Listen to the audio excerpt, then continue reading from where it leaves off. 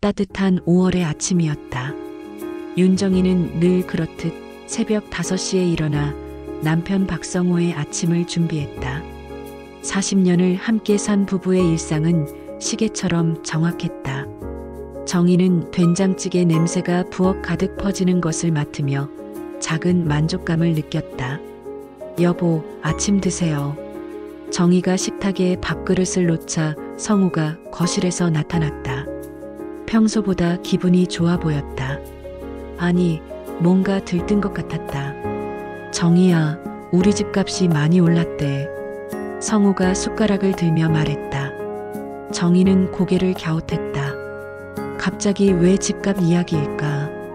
갑자기 그게 왜요? 아니, 요즘 신문에 나오잖아. 우리 동네가 개발 예정지라고. 성우의 목소리에는 평소에 없던 설렘이 섞여 있었다. 정희는 그런 남편을 신기하게 바라봤다. 은행에서 40년을 일한 성우는 늘 신중하고 조심스러운 사람이었는데 정희가 김치를 집으려다가 식탁 한쪽에 놓인 종이를 발견했다. 부동산 전단지였다. 화려한 색깔로 인쇄된 전단지에는 부동산 투자 컨설팅이라는 글자가 크게 적혀 있었다. 이게 뭐예요? 정희가 전단지를 들어 올리자 성우가 잠깐 당황하는 표정을 지었다. 아, 그냥 우편함에 있길래. 요즘 이런 게 많이 와. 성우가 자연스럽게 전단지를 가져가 신문 더미 밑에 넣었다. 정희는 이상했지만 대수롭지 않게 넘겼다. 남편이 거짓말할 리 없잖아. 아침을 먹고 나서 둘은 시장에 나갔다. 정희는 성우와 팔짱을 끼고 천천히 걸었다. 결혼한 지 40년이 넘었지만 여전히 이런 시간이 좋았다. 성우도 웃으며 정희와 이야기를 나눴다. 오늘 고등어가 싸네요. 그래, 그럼 고등어 조림 해줘. 평범한 대화였다. 하지만 고등어를 고르는 사이 성우의 휴대폰이 울렸다. 성우가 전화를 보더니 잠시 망설였다.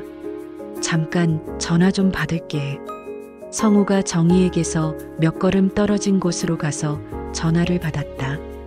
정희는 고등어를 보며 기다렸다. 그런데 성우의 목소리가 평소와 달랐다. 작고 조심스러웠다. 정희가 슬쩍 성우를 바라봤다. 성우의 표정이 묘하게 긴장해 있었다. 누구와 이야기하는 걸까? 정희는 궁금했지만 남편의 사생활을 캐묻는 아내는 아니었다. 미안, 직장 동료였어. 성우가 돌아와 미소를 지었다. 하지만 그 미소가 왠지 어색했다. 정희는 고개를 끄덕이며 다시 고등어를 골랐다.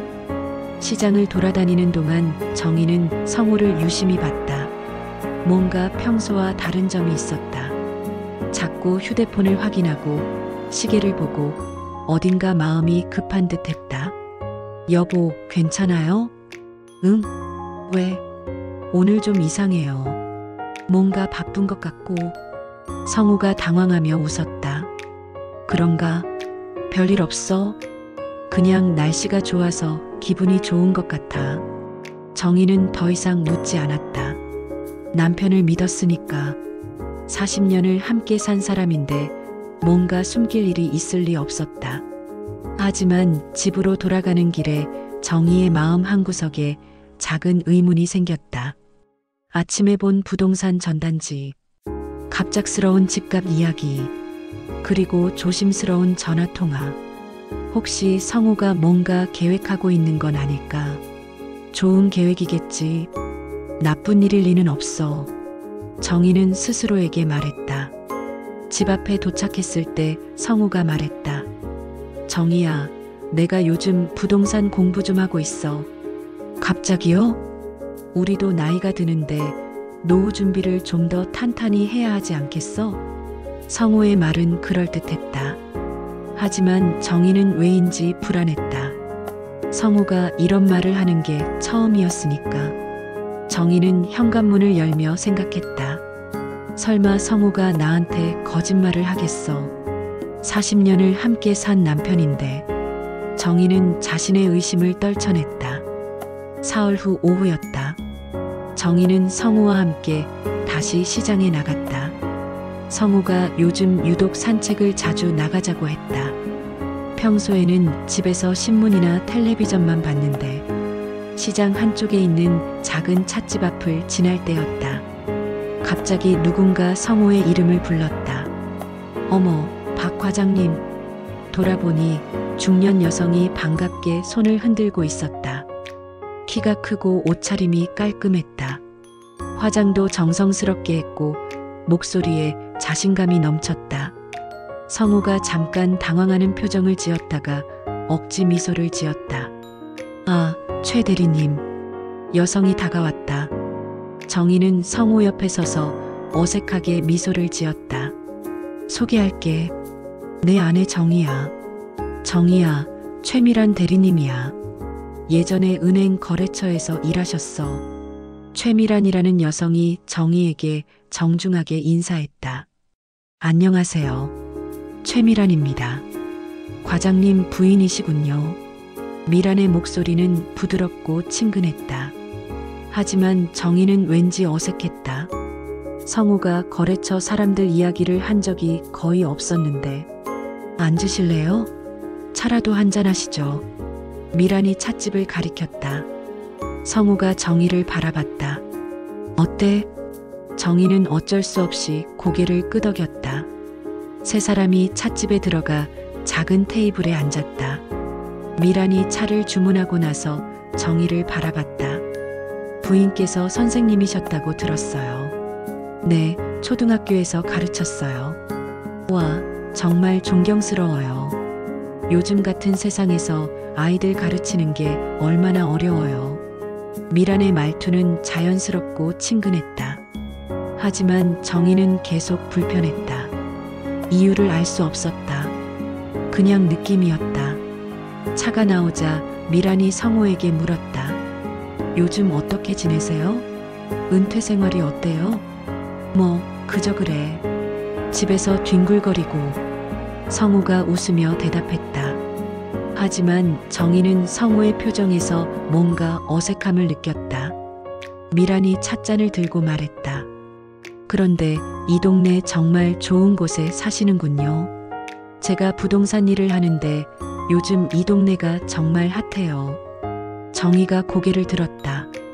부동산 일? 부동산 일을 하세요? 네, 부동산 컨설턴트예요. 투자 상담도 해드리고.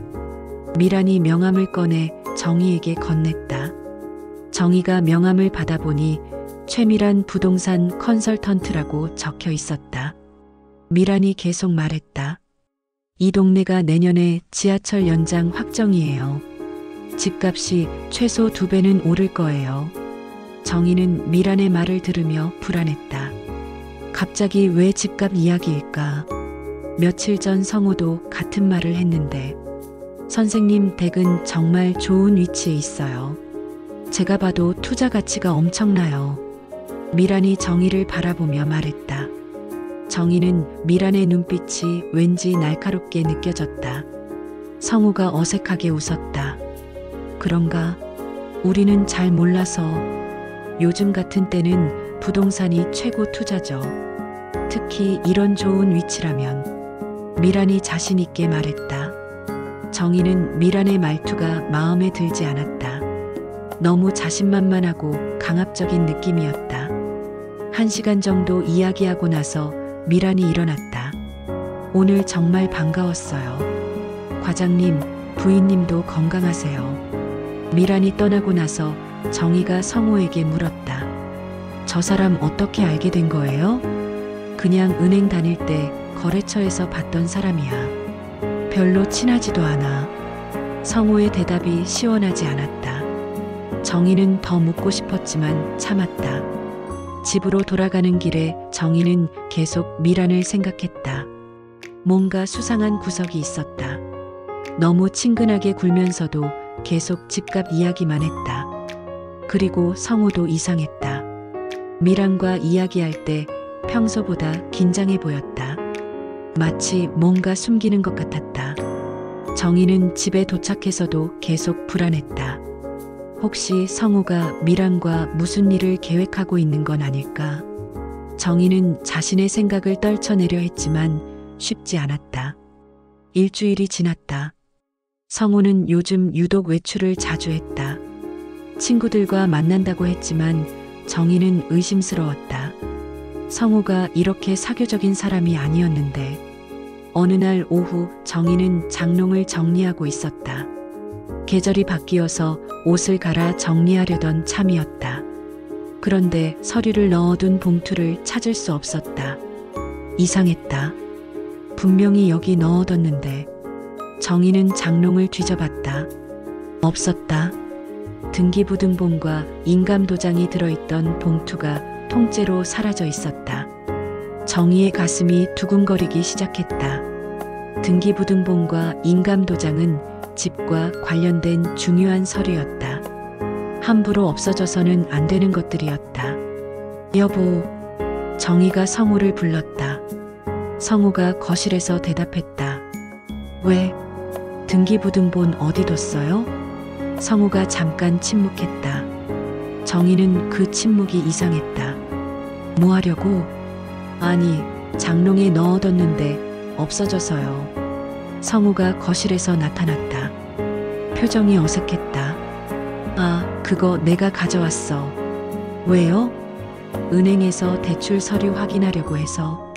성우의 대답이 너무 빨랐다. 마치 미리 준비한 답처럼 들렸다. 언제 가져간 거예요? 며칠 전에. 미안, 말하는 걸 깜빡했네. 정희는 성우를 쳐다봤다. 결혼한 지 40년 만에 처음 보는 표정이었다. 눈을 똑바로 마주치지 못했다. 인감도장도요? 그것도 같이. 정희의 불안감이 커졌다. 등기부등본과 인감도장을 한꺼번에 가져갔다는 게 말이 되나? 대출 확인이면 등기부등본만 있으면 되는데. 어느 은행이에요? 우리 은행. 내가 다니던 지점이야. 성우가 대답했지만 정희는 확신이 서지 않았다. 성우의 목소리에 떨림이 있었다. 언제 가져올 거예요? 곧. 며칠만 더. 정희는 더 묻고 싶었지만 참았다. 하지만 마음이 편하지 않았다.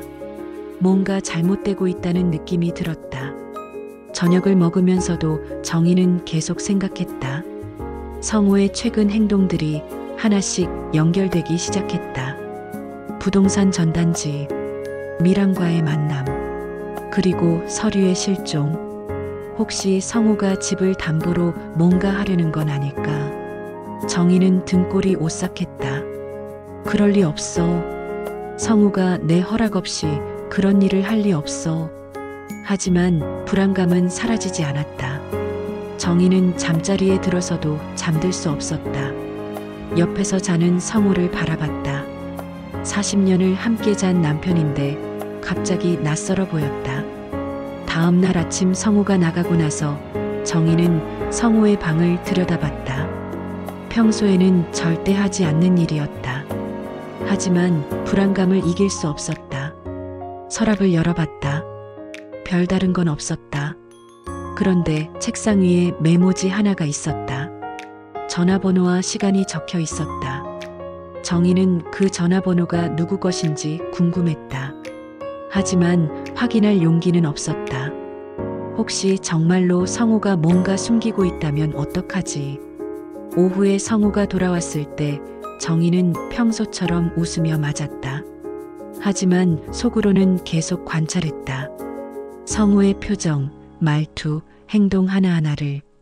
성우도 뭔가 눈치챈 듯 평소보다 정희에게 더 친절했다.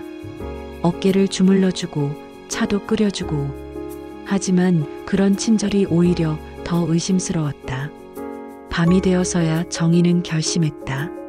내일 성우가 나가면 은행에 가서 확인해 보겠어. 정말로 대출 서류 때문인지. 하지만 동시에 두려웠다. 만약 성우가 거짓말을 한 거라면, 만약 정말로 뭔가 나쁜 일을 계획하고 있다면. 정희는 잠들기 전까지 성우를 바라봤다. 코를 골며 편안하게 자는 남편. 40년을 믿고 살아온 사람. 설마 날 배신할 리는 없겠지.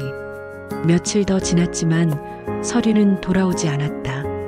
정희가 물어봐도 성우는 계속 미룰 일이 생겼다고 했다. 정희의 불안감은 점점 커져갔다. 어느 날 저녁 성우가 갑자기 말했다. 오늘 친구들과 모임이 있어서 좀 늦을 것 같아. 무슨 모임이에요? 고등학교 동창회야. 오랜만에 다들 모인다고 해서. 성우가 옷을 갈아입으며 말했다. 하지만 정희는 이상했다. 성우가 동창회에 나간 적이 거의 없었는데. 몇 시에 들어올 거예요?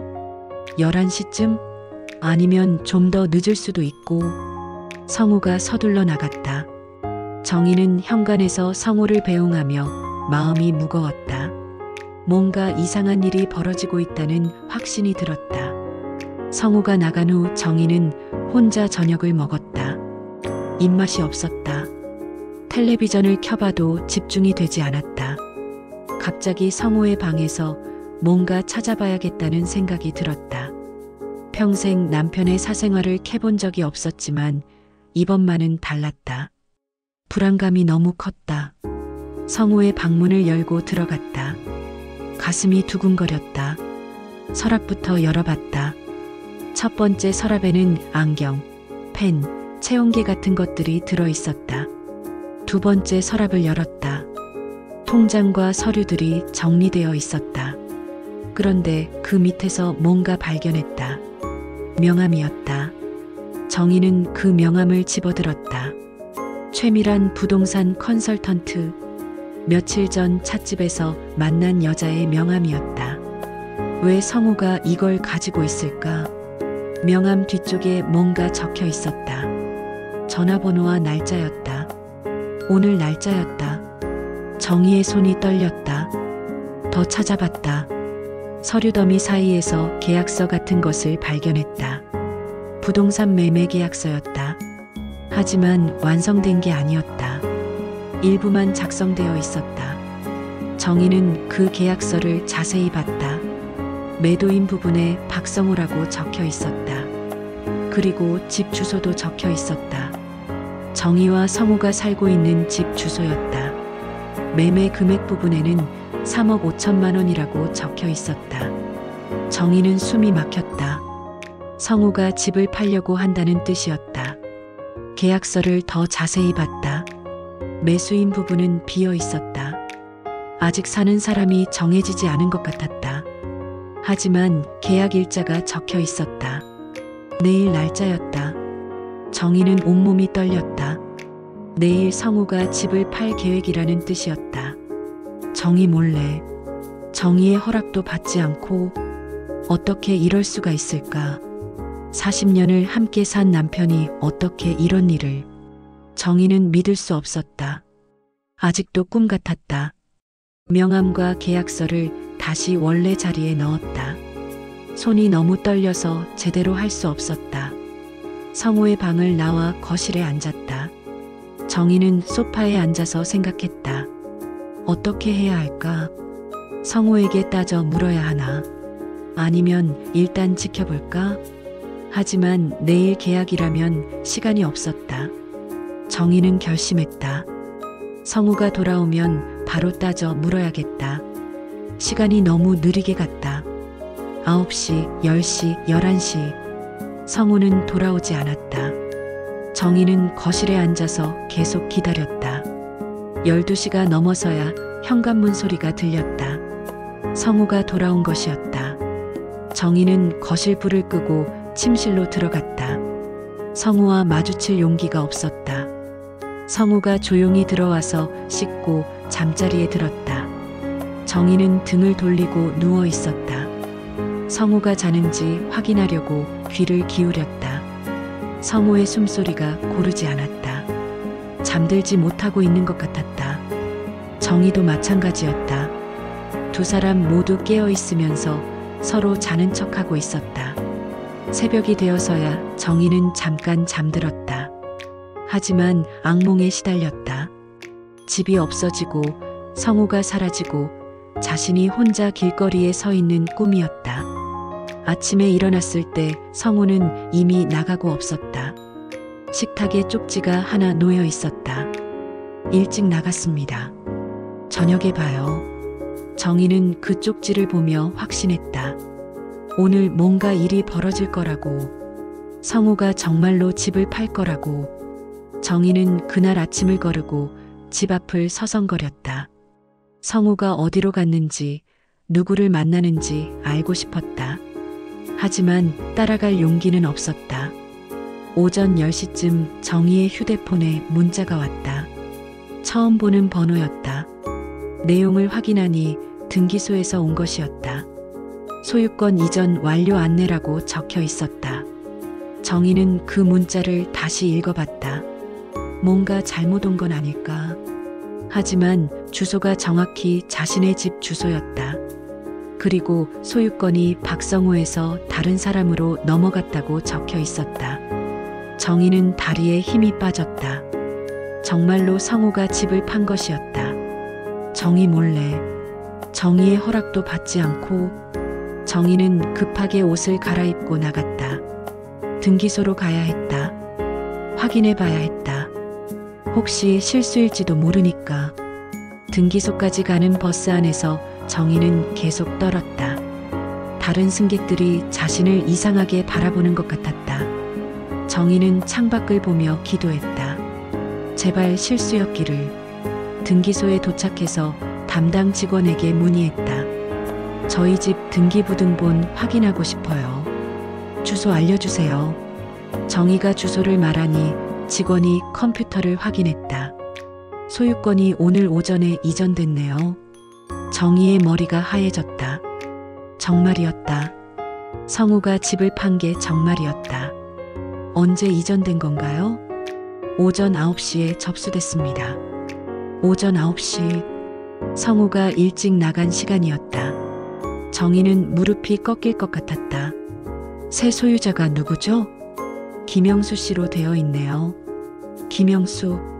정희는 처음 듣는 이름이었다. 성우가 누구에게 집을 판 것인지 전혀 몰랐다.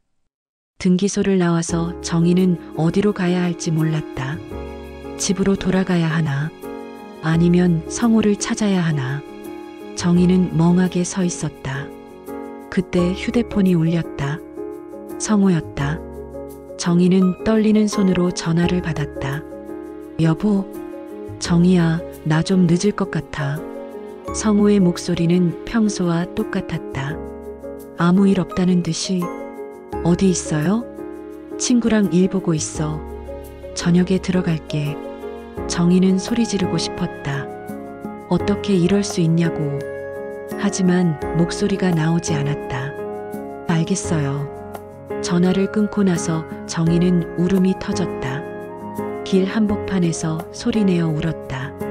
지나가는 사람들이 쳐다봤지만 상관없었다. 40년을 함께 산 남편이 자신을 배신했다. 집을 팔아버렸다. 정희 몰래. 정희의 허락도 받지 않고 정희는 집으로 돌아갔다. 하지만 그 집이 더 이상 자신의 집이 아니라는 게 믿어지지 않았다. 모든 게 어제와 똑같았다. 가구도 사진도 냄새도. 오후에 현관벨이 울렸다. 정희가 문을 열어보니 중년 남성이 서 있었다. 안녕하세요. 김영수입니다. 정희는 그 이름을 기억했다. 등기부등본에 적혀있던 새 소유자였다. 집 확인차 왔습니다. 내일부터 이사 준비해야 해서요. 김영수는 정중했지만 단호했다. 정희는 어떻게 대답해야 할지 몰랐다. 저 남편이 없는데요. 아, 그러시군요. 박성호 씨가 오늘 오전에 모든 절차를 마쳤어요. 열쇠도 받았고요. 김영수가 열쇠를 보여줬다. 정인의 집 열쇠였다. 성우가 언제 복사해뒀던 걸까? 일주일 정도 시간을 드릴게요. 이사 준비하세요. 김영수가 떠나고 나서 정희는 주저앉았다. 정말이었다. 집이 팔린 게 정말이었다. 일주일 후에는 이 집을 떠나야 했다. 저녁이 되어서야 성우가 돌아왔다. 정희는 거실에서 기다리고 있었다. 성우가 들어오자마자 정희가 물었다. 집을 팔았어요? 성우가 깜짝 놀란 표정을 지었다. 그리고 잠시 망설이더니 고개를 숙였다. 미안해. 성우의 한마디였다. 정희는 그제서야 모든 게 현실임을 깨달았다. 성우가 정말로 집을 팔았다. 정희를 배신했다. 왜요? 정희의 목소리가 떨렸다. 성우는 대답하지 않았다. 왜 나한테 말하지 않았어요? 왜 혼자 결정했어요? 정희가 울먹이며 물었다. 성우가 고개를 들었다. 눈이 빨갛게 충혈되어 있었다. 돈이 필요했어. 무슨 돈요? 투자. 큰 돈 벌 기회가 있었어. 성우의 목소리가 작았다. 정희는 믿을 수 없었다. 투자 때문에 집을 팔았다고? 미란이란 여자 때문이에요? 성우가 고개를 끄덕였다. 정희는 분노가 치밀어 올랐다. 당신 정말 미쳤어요? 정희가 소리쳤다. 결혼한 후 처음으로 성우에게 소리쳤다. 성우는 아무 말도 하지 않았다. 그냥 고개만 숙이고 있었다. 정희는 더 화가 났다. 우리 집이 얼마나 소중한 건지 몰라요? 40년 동안 모은 게 이 집뿐인데. 정희의 목소리가 떠나갔다. 성우가 작은 목소리로 말했다. 돈 벌어서 더 좋은 집 사줄게. 지금 뭔 소리예요? 정희가 황당해했다. 성우가 고개를 들었다. 미란 씨가 확실한 투자처를 소개해줬어. 몇 달 안에 몇 배로 불어날 거야. 정희는 어이가 없었다. 70이 넘은 남편이 사기에 당한 것 같았다. 그날 밤 정희는 잠들 수 없었다. 옆에서 자는 성우를 보니 낯선 사람 같았다. 40년을 함께 산 남편이 하루아침에 배신자가 되었다.